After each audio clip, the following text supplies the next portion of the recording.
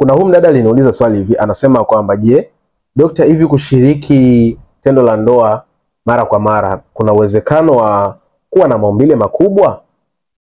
Sasa naenda kulijibu hili swali. Kama na wewe ulikuwa unajiuliza swali hili, basi sikia jibu lake ni hili hapa. Kama hujabonyeza alama ya kujumlisha hapa, bonyeza alama ili uendelee kujifunza zaidi. Lakini kitu cha kwanza ambacho mwanamke anatakiwa kufahamu, sio kila mwanamke ambaye anayeshiriki tendo la ndoa mara kwa mara anaweza kuwa na maumbile makubwa. Hicho kitu hakipo.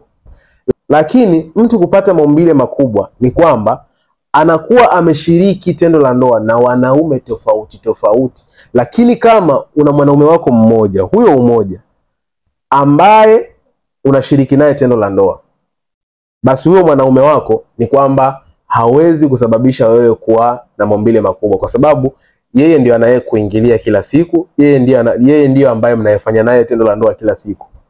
Sijui unaelewa. Lakini utakapoenda sex na huyu na sex na huyu na sex na huyu, mwisho wa siku unajikuta leo huyu alikuwa na maumbile makubwa, umeenda kwa mtu ambaye ana maumbile madogo.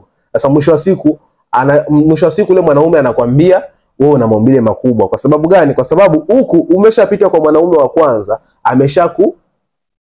sio kile kitu kitaongelewa, lakini mwisho wa siku sasa unaporudia tena kwa mwanaume wako, pia unashiriki naye, mwanaume wako pia anapita moja kwa moja, anapepea, yani hafiki vizuri, maumbile yako hayabani.